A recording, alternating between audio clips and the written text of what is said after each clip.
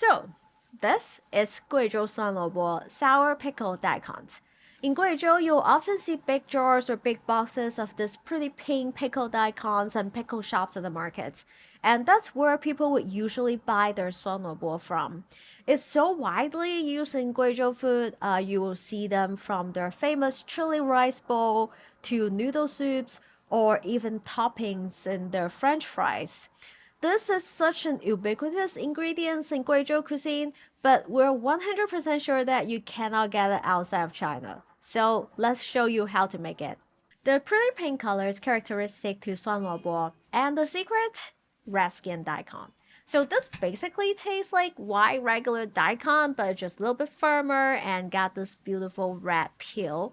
But it seems that it's not widely available outside of China, so we will show you how to achieve the same color using the regular white daikon and some red radishes.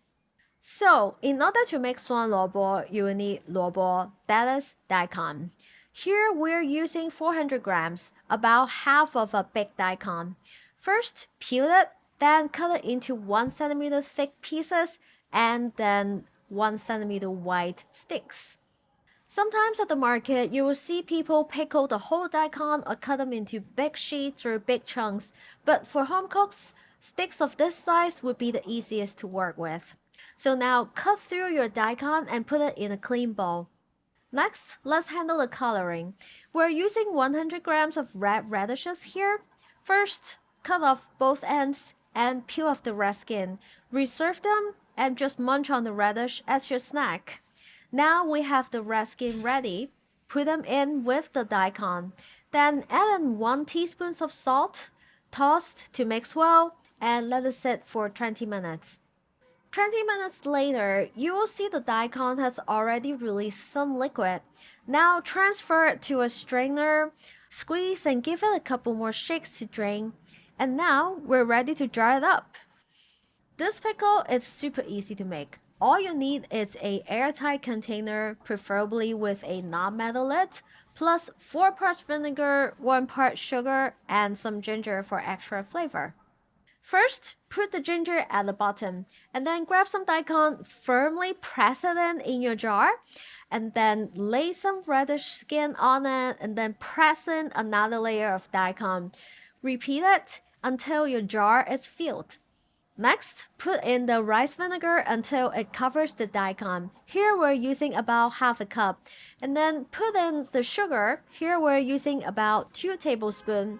Then cover, put it in the fridge, and that is it. It will be done in 2 days. 2 days later, take it out. As you can see, the daikon has been tinted with this beautiful pink color, and the radish skin is no longer red. And this is how you make this refreshing and crunchy 酸萝卜 sour pickled daikon. So, 酸萝卜 pickled daikon is so popular that in the town Xinyi in southwest Guizhou, they even have a 酸萝卜 street.